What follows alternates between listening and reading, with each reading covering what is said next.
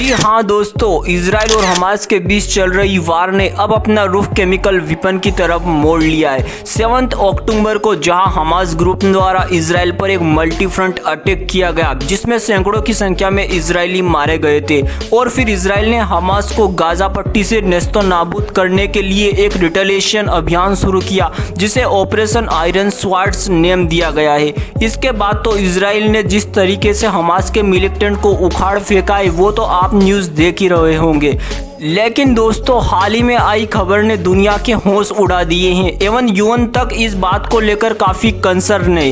कहा जा रहा है कि हमास को जड़ से ख़त्म करने के लिए इजराइल ने व्हाइट फास्फोरस बम का प्रयोग करना शुरू कर दिया है जो इतना लीथल और घातक है जिसके बारे में सुनकर आपके होश ही उड़ जाएंगे। तो क्या होता है फास्फोरस बम या सफ़ेद हथियार? लेकिन इससे पहले दोस्तों, आपको क्या लगता है कि क्या यूएसए को इजराइल का सपोर्ट करना चाहिए या फिर दोनों देशों के बीच शांति स्थापित करने में या 2 स्टेट सॉल्यूशन की ओर इस जंग को ले जाना चाहिए? दोस्तों, क्या है आपकी राय? कमेंट करके अपनी कीमती राय जरूर देना। लेकिन आगे बढ़ने से पहले वीडियो को लाइक और चैनल को सब्सक्राइब जरूर कर लिए। दोस्तों, जैसा कि आप जानते हैं कि इजराइल और हमास वार का आज 7वां दिन है जिसमें यूएन की रिपोर्ट के मुताबिक इवन गाजा पट्टी के अंदर 4 लाख से ज्यादा लोग डिस्प्लेस्ड हो चुके हैं एवं गाजा के हेल्थ मिनिस्टर द्वारा 15,000 से ज्यादा डेथ हो चुकी है और 7,000 से ज्यादा लोग इंजर्ड हुए हैं। एवं इजराइल की यदि रिपोर्ट की बात करें तो 1300 से ज्यादा लोग मारे जा चुके हैं और 3,400 से ज्यादा लोग इंजर्ड है। वहीं इजराइल का ये दावा है कि उसने 1500 हमास मिलिटेंट फाइटर्स को मार दिया है।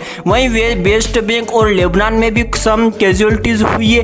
लेकिन दोस्तों, इसी बीच सोशल मीडिया पर कुछ वीडियो सर्कुलेट हो रही है। इजराइल ने व्हाइट फास्फोरस बम का प्रयोग किया है, वो भी गाजा के उन एरियाज में जहां पर लोकल पीपल्स की डेंसिटी काफ़ी ज़्यादा है। क्योंकि दोस्तों, फास्फोरस बम अपने आप में एक लीथल केमिकल है जो कि उससे निकली हुई हीट और धुएं दोनों से दुश्मनों को नुकसान पहुंचा सकता है और यदि फास्फोरस बम डायरेक्ट किसी पर गिर गया तो उसकी बॉडी के आर पार छेद तक कर सकता है और इसके अंदर से निकली हीट 1300 डिग्री सेंटीग्रेड तक पहुंच जाती है क्योंकि इससे निकला हुआ ताप भयानक होता है और यदि व्यक्ति इसके संपर्क में आने के बाद बच जाता है तो उसके बचने के चांसेस 0 होते हैं और यदि वो हॉस्पिटल तक पहुंचता भी है तो ट्रीटमेंट के लिए बहुत ही ज़्यादा स्पेशलाइज्ड डॉक्टर की आवश्यकता पड़ती है। जबकि गाजा पट्टी में अभी इलेक्ट्रिसिटी तक इजराइल ने कट कर रखी है। तो आप सोच सकते हैं कि ग्राउंड पर क्या हालत हो सकती है यदि इजराइल इन बॉम्ब्स का प्रयोग करता है तो। लेकिन दोस्तों, मैं आपको बता दूं, ये इतिहास में पहली बार नहीं हुआ है कि व्हाइट फास्फोरस का प्रयोग किया गया हो या इजराइल करेगा।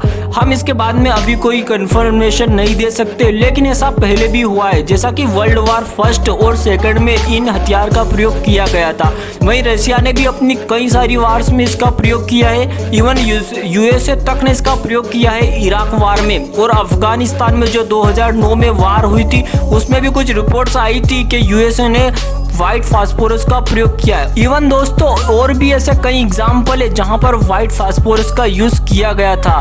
और दोस्तों, मैं आपको बता दूं कि इजराइल ने 2008 और 9 में इसका प्रयोग किया था, लेकिन इजराइल ने पहले तो इसको डिनाइड कर दिया था, लेकिन बाद में काफ़ी मीडिया रिपोर्ट से ये आई थी। उन्होंने क्लेम किया था कि कि इजराइल ने व्हाइट फास्फोरस का प्रयोग किया था। काफ़ी दबाव बनाने के बाद इजराइल ने एक्सेप्ट किया था कि उसने व्हाइट फास्फोरस का यूज़ उस टाइम पर किया था। लेकिन दोस्तों, यदि हम बात करें तो आखिर केमिकल वेपन क्या होता है? बेसिकली अपन ये समझ सकते हैं कि ये एक वाइड रेंज अटैक माना जा सकता है। इवन लोकल पीपल तक को ये अफेक्ट करेगा।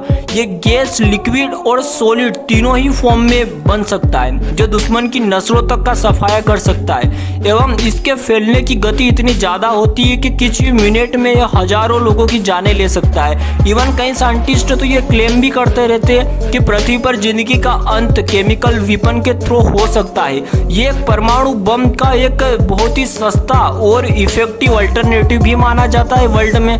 लेकिन दोस्तों, आपको क्या लगता है, इस युद्ध में व्हाइट फास्फोरस जैसे केमिकल का यूज करना चाहिए या इस युद्ध को केवल नॉर्मल वेपनरी तक ही सीमित रखना चाहिए? कमेंट सेक्शन में लिखिए इसके बारे में। मिलते हैं किसी नए वीडियो में, तब तक के लिए जय हिंद, जय भारत।